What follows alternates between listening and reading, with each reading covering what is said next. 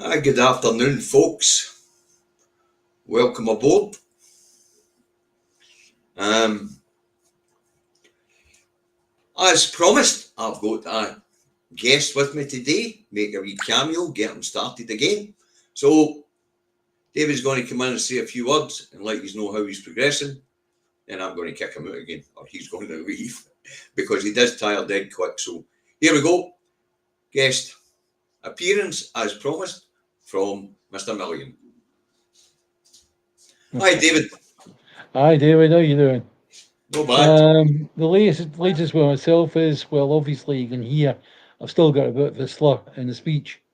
Um, but the most important thing is I was able to balance on the prosthetic leg last week, and I've since managed to continue that. And it really is a worthwhile thing in my life is the prosthetic limb, you know. Yeah, well, no, Madam Director, I'm not wanting a cup of coffee. I'm on a day off. Can you bring me a beer? Thanks. Yeah.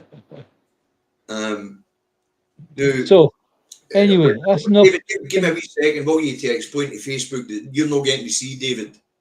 Only the people on YouTube are getting to see David. But I hope you can hear him on Facebook. Sorry, David, on you go. Yeah. So look, the show's not about me. That's the most important thing. That's the most important thing that we've found is that the show's not about me. However, it would be nice if I weigh myself back to actually presenting on the show in future without this stupid slur. The way it feels is it feels like after you've just been at the dentist and you've got the injection. That's the way it feels. That's the way it feels. Yes. Aye, aye. So and the past few mornings I've woken up and I'm itchy, and you know yourself. That's the effect of the injection wearing off. Aye. Yeah. So anyway, there you go. Right. So, what do you think of what's happened over the past 24 hours? Oh, you mean Uh, today with the riots in England? yes. Right, well, David, as you know, I've got a timeline for these things. You and I have talked about how we go here and their identity crisis and the duplicate points in Northern Ireland and the unionist areas. But last night is the counter protesters came out, Yeah. and that quietened things down, and it will for a while. But this is a wee bit different from when this raised its ugly head in the 70s and in the 80s when it was the blacks and the Irish that were getting it. Yeah. This time it's being led by the press and the politicians. People like Starmer, Farage, Sunak, Theresa May, who started the hostile environment, this latest round of it. Yeah. Sunak would push back the boats or stop the boats. The Rags have been anti-Muslim for years, as you know, since the first Iraq War, Yeah. David. This is But just in actual fact, when you look right down to it, anytime there's a census, it shows that the percentage of the Muslim population isn't that high. no, especially here in Scotland, where it's only something like 0.6. Oh yeah, Sorry, yeah. But I'm 0.6%. talking about England, Aye, right. and even in England, it's not that high. No, it's no. Yeah. So But what are what they we, trying to prove? What they're trying to do is they're trying to create a bad guy. aye, Same as the Germans, same as the Nazis, created Jews as being the bad guy.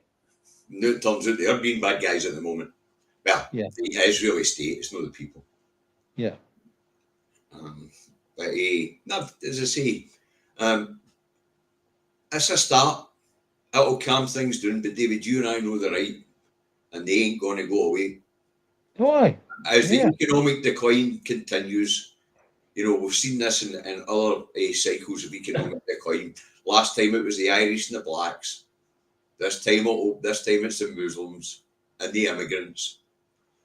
And then when they run out of others to other, they'll turn on the Welsh and the Scots and the Northern yeah, Irish. yeah, You know, It's just the way these things happen. As you know, David, I made a point of studying how empires come to an end, and it's always going to be messy. Yeah. Yeah. And this one's coming to an end, and it's messy. Yeah. Um, But the thing is, though, you're sorry to say that tarring them all with the same stick. I'm no, David. It's Brush. just No, historical. no, no, but no, no. It's fair to, because it turns out your your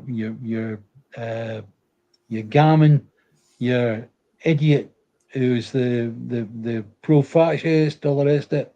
They tend to be over 40 years of age. Luckily, we've got kids who are not of that way minded whatsoever. No, it's you and I have discussed, David. What happens is normally what happens is you get a cycle, a bounce back, and everybody ends up crammed together in the same workplaces. So all of a sudden you realise they aren't that different for each other. Yeah, yeah. And then of course all the kids go to school together. Thanks very much, Stephen. All the kids go to school together, and they, Thank you, Stephen. you know, as you and I know, David, racism's taught. It's not something that kids have. Yeah, yeah. That I mean, no kid is born racist. no, No kid is born xenophobic. And no. remember, I do make that distinction in my talks. I talk about xenophobia rather than racism. But in this particular case, they can't do that because people are generally no racist. So what they're doing this time is sectarianism. Yeah. You know, that's what it is. You know, they're wanting to bring in their Sharia law. Never heard anybody say that. But if we're going to cover this, David, let's talk about the effect it's having here in Scotland. Right? The First Minister, he holds meetings with religious leaders, of course, and with the police. He reassures all the communities that Police Scotland's there for them all. Police Scotland assures all the religious communities that they'll be there for them as well. And then we have the Muslim Council of Scotland come out and say they're not worried because Police Scotland will do their job. Now, we did have the previous First Minister, Humza Yousaf, on one of these political blogs. Thanks very much. On one of these political blogs, talking about. Thank you. 74 orange peel. Yep. I couldn't make that out with my glasses on either. Now, what Humza had to say was, if there's contagion in Scotland, which is highly unlikely, but if there's contagion in Scotland, then he would have to consider his family's position because he's a Muslim man.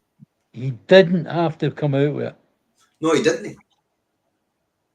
He didn't. That's what upset me. That's what upset me. He did not need to come out with it. No, he did not. I have to agree with you. But you go to see the stuff that he was targeted with as well, David. You know, when he was First Minister. You know, with the mainstream media calling him First Minister of Gaza in the early parts of the genocide. You know. So, I mean, to be a Muslim public servant right now must be bloody difficult. Well, last night what we saw on both Sky and BBC, we saw anti-fascism riots, anti-fascism protests, call them what you like. The riots were peaceful. Where they were set up so that they took up the place of where the fascist protest was going to take place. Aye. Now, David, let me get this out the road. Super chat, £10 from Spike Hughes. And he says this is the first time he's been able to donate. Thanks very much, Spike. It's very generous. But whatever you do, don't leave yourself short anybody. Okay? Yeah. So no, Humza didn't have to come away for that. Come away with it. And but we don't really know how it's affected him or his family because it Thank you, was Davey. targeted towards him while he was First Minister. Thank you. Thank you, Davey. Hope Dylan's all right. Anyway, I better give you mention of this T-shirt, David. Oh, yes. This T-shirt comes from my good friends Karen and Lynn, I've known for many, many years, and hopefully they're watching on either Facebook or on YouTube. And it says Scottish extremist, and that's because one night I went to bed an activist, and the next day Michael Gove had reclassified me as an extremist. So there you go. I think we mentioned it in the show, did we know? Yes. Right, look. I'm going to let you get on with the show. All right. It's been nice seeing all you guys. It really has. And the super chats are coming rolling in. Got one from Angie, and the other one from From Roshan, we've got one for you. Roshan. Yeah. So thank you And, very much. and we've got another one here from Lorraine. Yeah. If this would stop moving so bloody fast. Hey, most of us in Scotland are viewing what's going on in England aghast. Well, you know, Maestri, to be fair, Maestris are, but I'm no. Anybody that's followed my vlog for a long time will know this was predicted. Dave and I have spoken about this often off screen. The end of Rome. Anyway, David, I'll pop you down. Don't want you Right. wear yourself out. So we'll get another cameo from you next Thursday. Yes, you will. And, Okay. and Monday we'll write a show together, okay? Okay. Right, bye now, mate. Bye, guys. Bye, David. Bye. Right, guys, it's great to have seen David. Facebook, I'm sorry you guys couldn't actually see him, but as you can see, he's on the mend. He's looking good. Does tire quite quickly, but as time goes on, I want him back on the show. It's easier for me when he's on the show. And it's easier to write the programmes when we're doing it together because we can split the research and that helps. But as I say, let's get back on track, right? In view of what's been happening down that road, as I say, the First Minister, he has had meetings with religious leaders and the police, and as we say, the Muslim Council are no worried. But the Refugee Council, asylum seekers and refugees apparently are frightened to leave their homes, and that's according to Dr. Zoba Zaza, who is head of the Refugee Council here. Okay, so there is fears here in Scotland, and we as citizens, all of us, must allay those fears and make sure that our Muslims, brothers and sisters and neighbours, or whatever religion it is whatsoever, whatever colour of their skin, we, especially being the white majority, we must make it clear that not just are they welcome among us, we don't see the colour of their skin, we just see New Scots. And they're welcome. And we need to thank them for their contributions to our society. Simple as that. So, folks, we need to make sure there is no contagion here in Scotland. So we do. We need to make sure there is no contagion here in Scotland. Okay. So let's move on. Where we go? The Tory party race for the poison chalice here in Scotland just got bloody interesting, didn't it? The latest one to throw their hat in the ring is... Hi, Gingers, that's all right. No naughty step a day. You just missed Mr. Milligan, that's all. Anyway, the latest one to throw their hat in the ring to be the branch office manager here in Scotland is Murdo the Fud. Brilliant. Just what it needed to heat things up. All right, so Murdo the Fud is throwing his hat in the ring. Now, Murdo the Fud's been in that parliament since 2001, and he's never won a bloody election. Miracle. I don't know how he done it. Why a day he's on the fucking Tory list. A man that's been in that parliament for 23 years and never won an election. Aye, well. Anyway, who are the runners and riders now? Well, we've got Murdo the Fudd, and this is his second attempt at it. That's his second attempt at the title. And he is a real Fudd. All right. Now we've got Russell Finlay, ex-propagandist.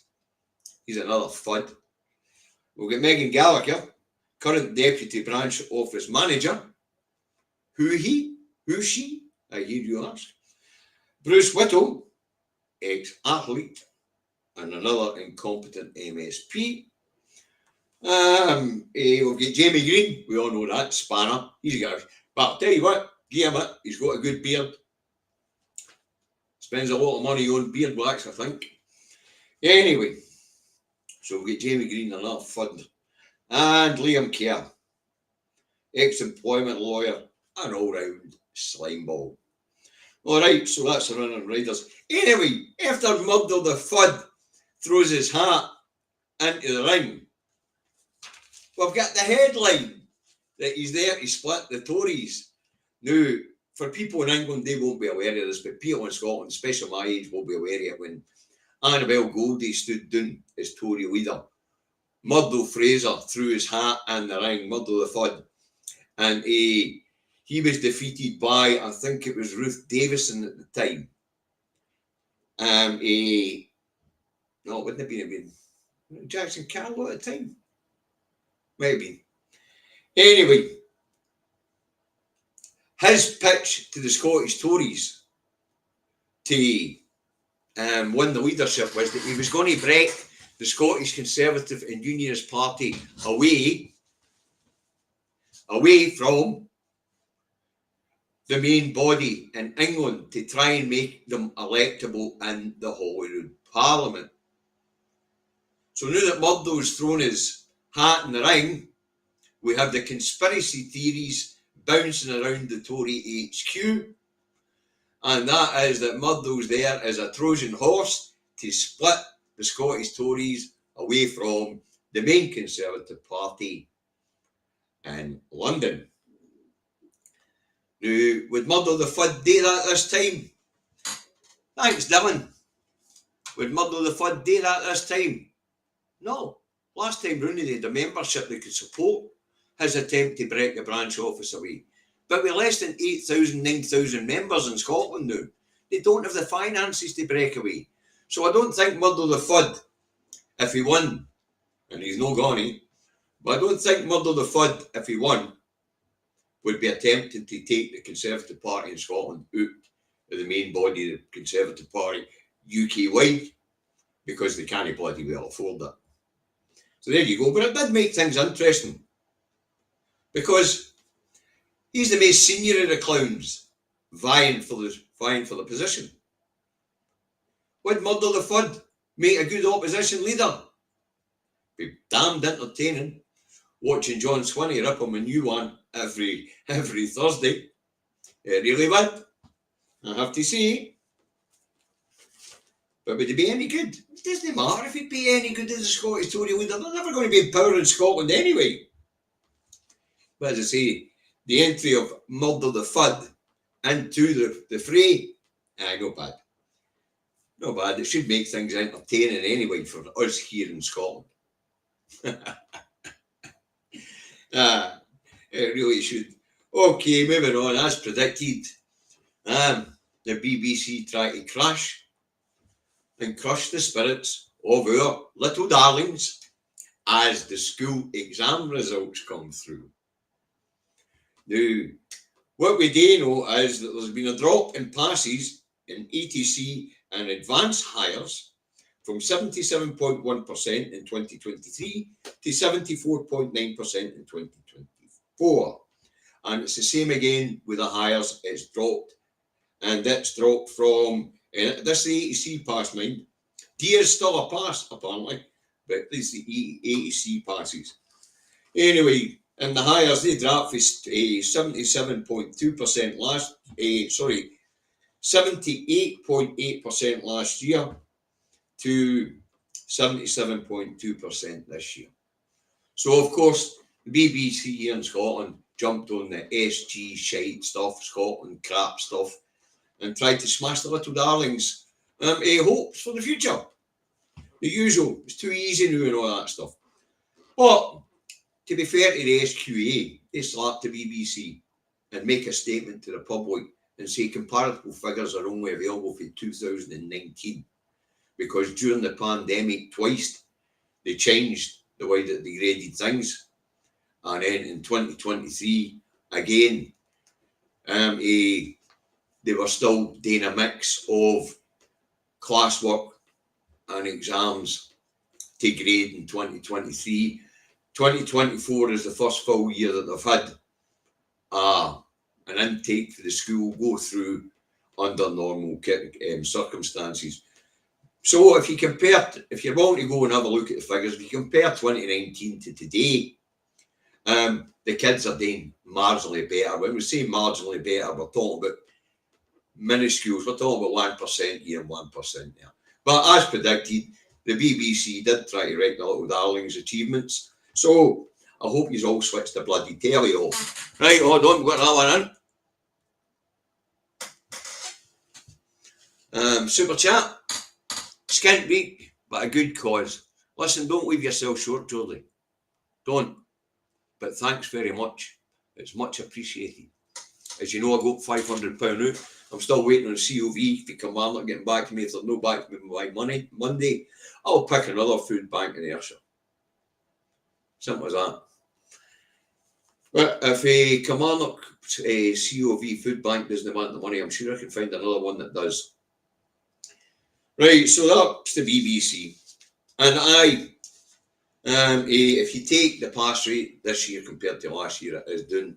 But the grading, the marking is different. It has been since the pandemic. 2024 exams, first real proper exams to be marked properly again, and it is slightly down, but as the Scottish qualifications agency has said, comparable figures last set 2019. So it would appear they are doing well. Really well. So I hope you all turn your telly off. As we get the usual stuff, all the political opponents giving a platform to say the kids are crap, they're getting dumber. Thanks very much. It must be the SNP's fault. What way is that to treat your younger population? Instead of trumpeting their achievements and bolstering their confidence going forward, we have some weird system where we beat the shit out of them every year.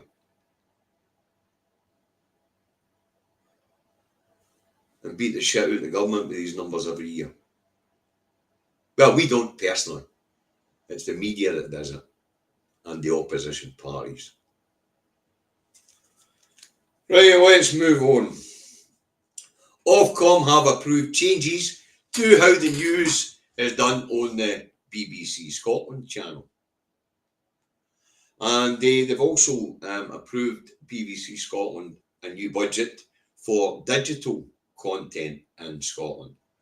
Now, when it comes to the news content, this is on the BBC Scotland channel and the 9, where in the evening you get an hour's news, more Scottish centric, but also covering wider UK and world issues, and you get that for an hour. Well, nobody was watching it. People are fed up being told how shite we are at everything. So nobody was watching it. It was only clocking 100,000 viewers a week. It was on 5 days during the week and a couple of days at the weekend, but at a different time slot.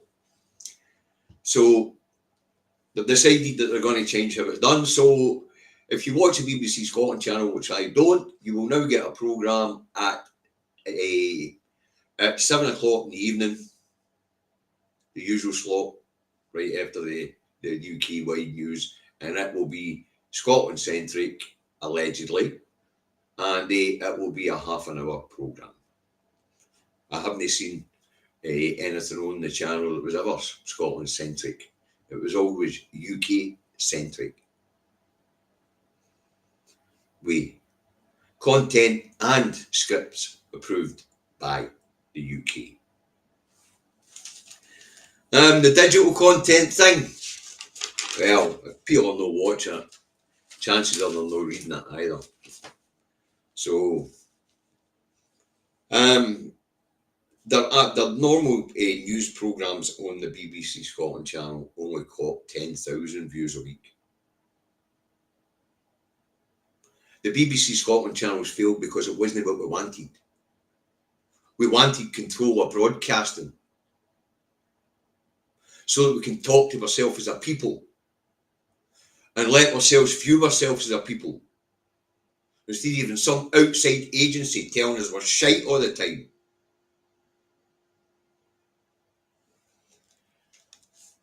Okay, now this one cracks me up, folks, but I really enjoyed the story, so I'm going to share it with you. Okay. HM Inspectorate of Autonomy for Scotland says we're having to cancel lessons. We've got too many medical students. We haven't got enough cadavers for them to practice on. It just made me laugh.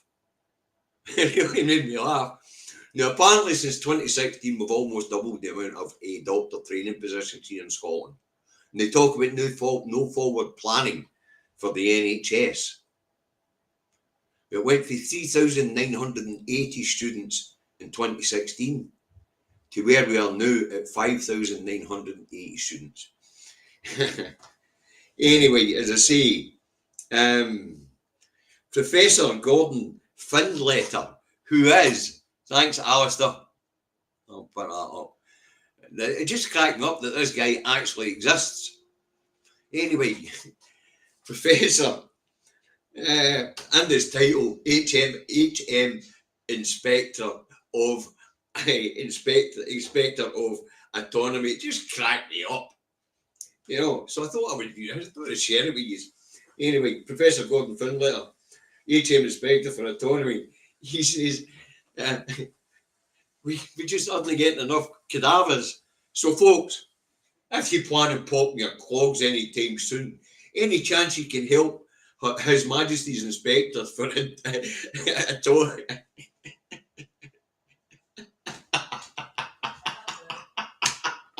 Oh, I'm sorry, for anatomy out and donate your cadaver to the medical schools, please. Because the good professor doesn't seem to be able to keep up the supply.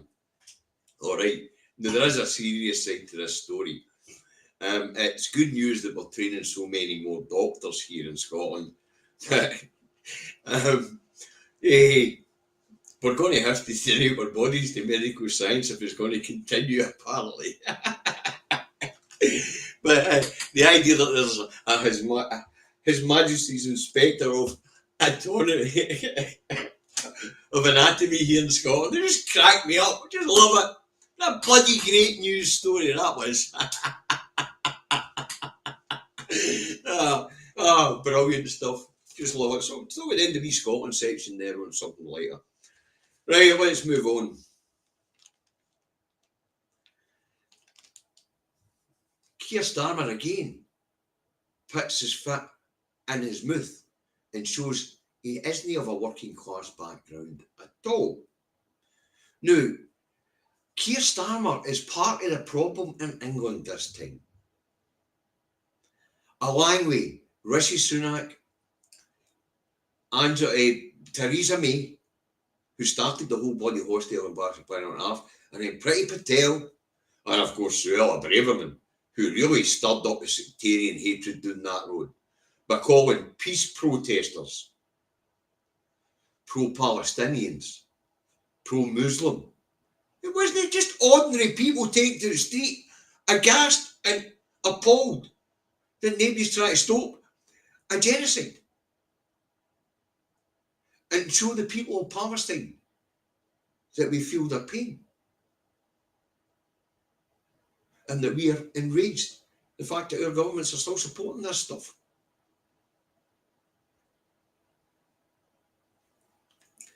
But I mean, they all fed into these riots down the road. But here's Keir Starmer doing it again. I mean, here they go to Bangladeshi community. What the fuck for? the Bangladeshi community ever do? Then, of course, there's the hierarchy of racism within the Labour Party itself. At this point in time, the Labour Party is basically run by the Jewish lobby. Simple as that. Starmer's tell us, oh, he's a Zionist. Anyway, he goes ahead and puts his foot in it again. But telling the right-wing thugs who run the savvy down that road that he's going to ban them from football stadiums when he catches them. Talk about stereotyping the working class. The very people he claims to represent, or used to claim to represent. But remember, Starmer also quoted that right-wing vote during the election. That's probably why he had to go at the Bangladeshi community for no fucking reason whatsoever. That's why he walked into a bloody mosque in Wales and demanded that they handed out the prisoners in Gaza. What the fuck do people in Wales know about where hostages are in Gaza? Starmer's part of the problem, what happened in that road. He's part of it.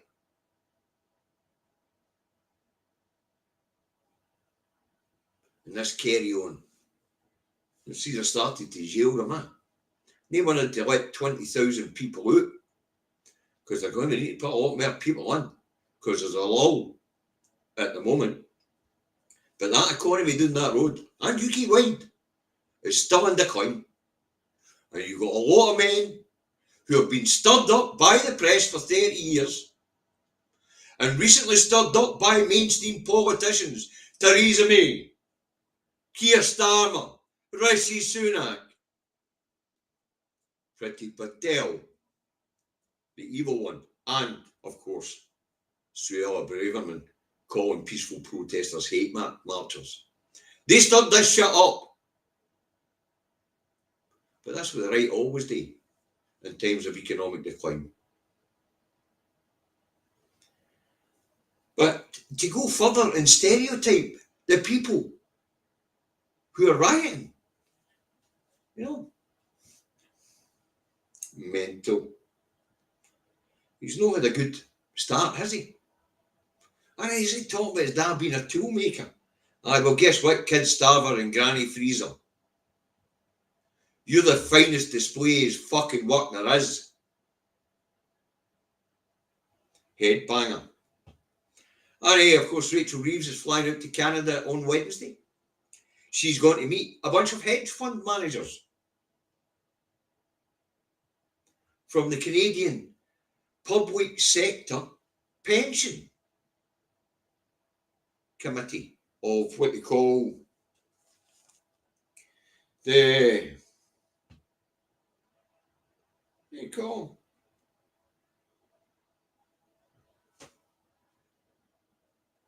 anyway.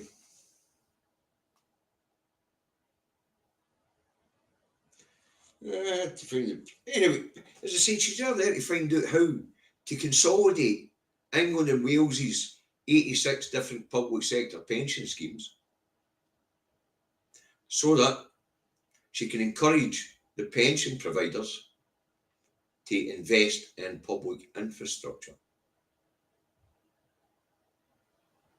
Where have we seen this before? Is this just another form of PFI, but widening out the amount of people who can participate in it to every single citizen who's invested in a pension? Because if the pension pot managers start doing PFI, building public infrastructure, and then leasing it back to the government long term, yep, the pension pot will increase, but so will the public fucking debt. Seen what happened with the last PFI schemes? Anyway, Rachel Reeves is off to Canada to meet with Canadian Teachers Pension Group called the Maple, the Maple 8 Group. And that's what these are 8 public sector pensions in Canada who invest in infrastructure in other parts of the world to bolster their pension funds. The next hospital bill may be built by Canadian Pension Fund.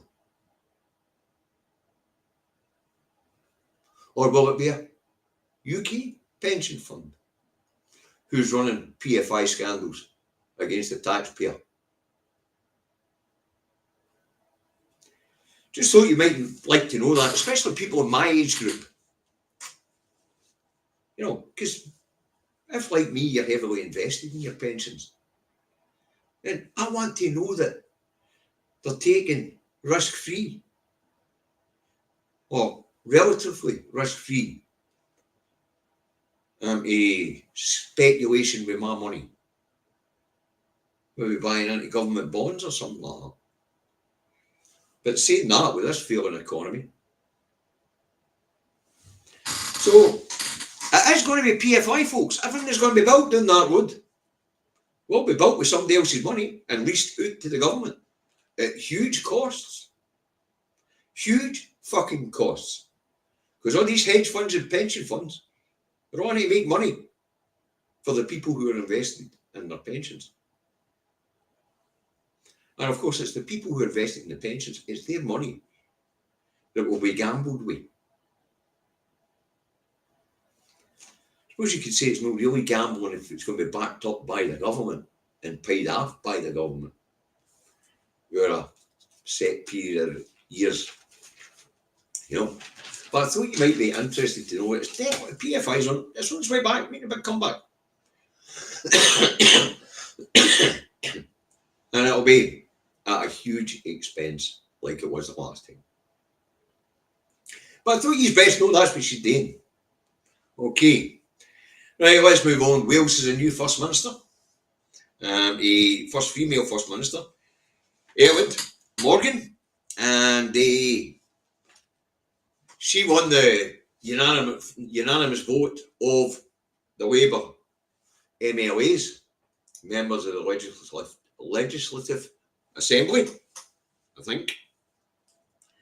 Anyway, I'm sure they've got a different name for it in Wales. Anyway, Miss Morgan started out in TV. And well, she came out of university, did a couple of years media training in TV, and then became the youngest MEP in the European Parliament in 1994. And her family has got a history of public service.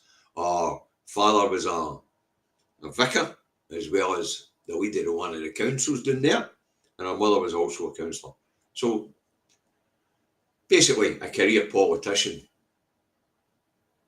But, I guess on the bright side, she brought some talent back into play. I mean, the Welsh NHS is in shite state. And so Mark Drakeford's back in frontline politics as the new health secretary down that road.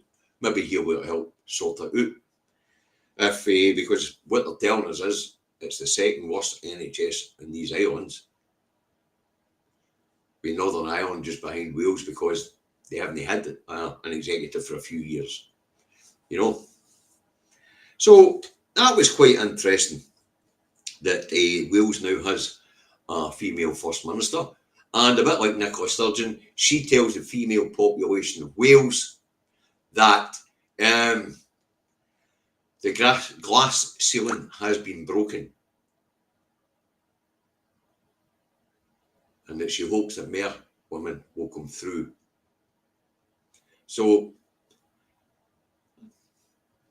I hope it works well, and I hope she can sort some of the problems in Wales out. But like Drakeford, she'll be telling the Welsh people the same way that the SNP tell the Scottish people hands are tied by Westminster. So you've got Labour in Wales saying the same thing as the SNP here in Scotland. Difference is Labour in Wales doesn't want to leave the Union. The SNP in Scotland want to leave the Union because we know that's the answer. Or at least 50% is want to leave the Union because we know that's the answer. Okay. Anyway, also over in the north part of Ireland, First Minister Michelle O'Neill and Deputy First Minister Emma Little Pengelly, I think it is. They stand shoulder to shoulder and say, no, this assembly, which they're going to call, will condemn this racism. Now, there hasn't been riots in the nationalist areas in Northern Ireland for reasons I've spoken about before. But there has been in the loyalist areas of Northern Ireland. And the Deputy First Minister has been telling them, you're destroying your own communities here. Chuck it. So, we'll see how that goes. But the real reason that there's problems in loyalist communities in Northern Ireland isn't down to wee small boats or immigrants. The real problem in the loyalist areas in Northern Ireland at this point in time is their bloody identity crisis. They've only just discovered that Mother England wants them off the fucking books. Don't know why they've only just discovered it. What more surprised them was the fact that the people of England forgot they fucking existed and went and voted for Brexit without thinking about them. That really hit the Unionists in Northern Ireland hard. So their identity crisis is getting even worse. They already had an identity crisis. But those who claim to be British and not Irish have just been told, no, you're Irish. Simple as that. The English people forgot they'd fucking existed. Absolutely forgot. And then, of course, we had Brexit and all the troubles that came with that, and the border and the Irish Sea, and the Mother England preferring to have its Brexit than have its union consolidated. That was a right kick in the chookies for the unionist community in Northern Ireland. So the fact that we've got problems in Northern Ireland and in England simultaneously, that's because the British in Northern Ireland don't feel that they're being recognised. And it's not a case of Muslims in Northern Ireland quashing their identity. It's Mother England that's doing that. The irony of it. The irony of it. Right, I guess we better have a wee look and see what's going on in the rest of the world. Maybe. But I'm glad to see that there's been a calm down in the situation in England. But it will rear its head again. And more frequently this time, folks. It really will. Because this economy is in decline. And Starmer's not willing to talk about rejoining the customs union. He's not willing to talk about rejoining the single market. And that's the only way you're going to fix this. And to be fair, the European Union is not interested at the moment. They're not interested in letting us back in as a complete entity. And even when Scotland does become independent, it's not going to be a walk straight through the door. There might be a wee bit of give and take because we were dragged out against our will, but we'll still make it through the process. Simple as that. So it's this economy is not getting any better, folks. It's not. It's certainly not. Hey, correction, only 52% of England forgot that Northern Ireland existed. Thanks, one angry pagan. I didn't actually have the stats at hand, but that saved me. It saved me going looking for them. Right, so we'll have a look and see what's going on in the rest of the world as we wind this one down. But we go, Israel-Gaza war. It's not a fucking war, it's a genocide. Let's start using the proper language here, folks. Iran will respond at the right time to the killing of Hamas leader, apparently. And what I'm hearing in the background is there was a massive drone attack in Israel last night. That big that even the US and the UK combined with the Israel's Iron Dome couldn't stop them from getting through, apparently. Don't know the truth yet. I haven't had a look into it yet. And Israel's underground hospital prepares for attacks as Netanyahu tries to widen out this particular conflict, folks. Okay. And Hezbollah vows retaliation for killing of one of its commanders. And further evidence that Israel's been torturing Palestinian prisoners is coming to light. So that's Israel Gaza for you guys. That's Israel and Gaza for you.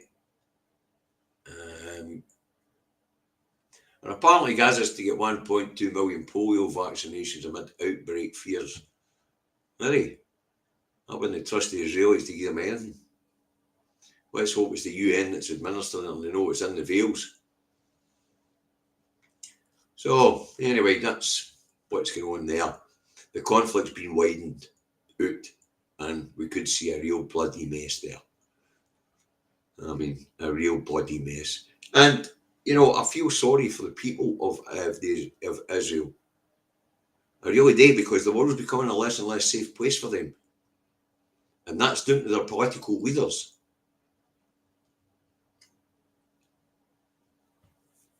Right, apparently there's a new flare-up in violence along the front line in Ukraine, in Kursk region.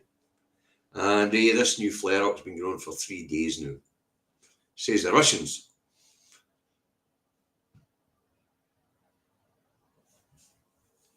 And there's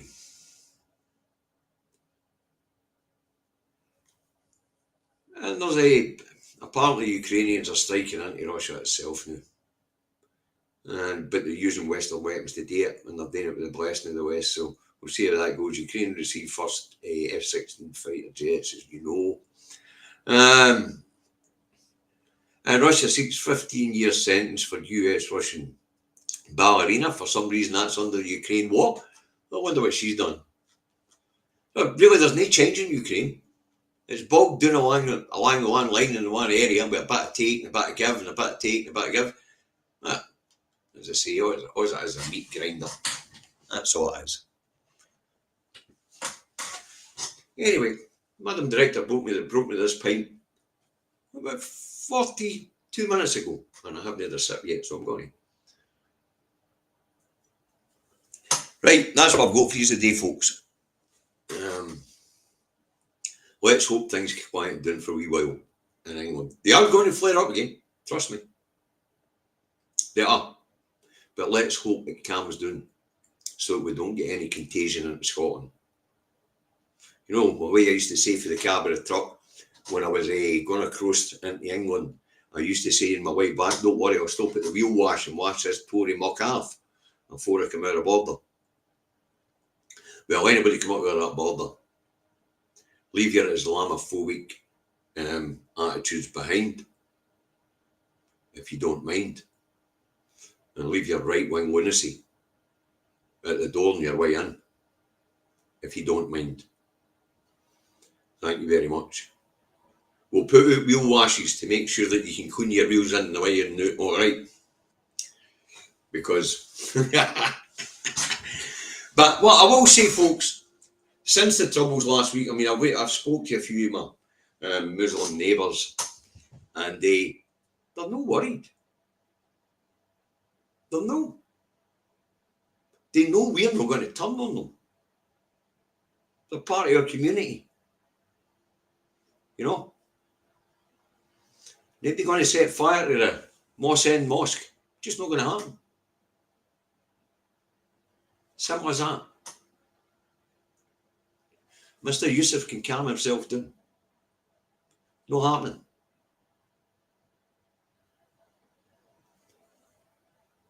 Local shopkeepers are Muslim, Rocky, and say he's not worried about it. He's not worried about it at all. In fact, anybody that spoke to in the Muslim community, and there is a strong Muslim community around about New Stevenson and Moss End, they don't appear to be worried. They're no frightened to do their normal everyday routines.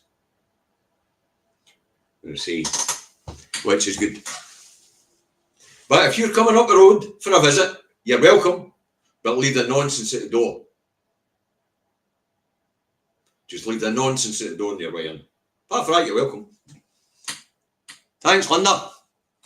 Apparently we've got a pair character stretching his arms forward, raising the thumbs up. Thanks. To say, it was good of David to make his wee cameo. Let you all know how he's getting on. He does tire quick, as you've seen.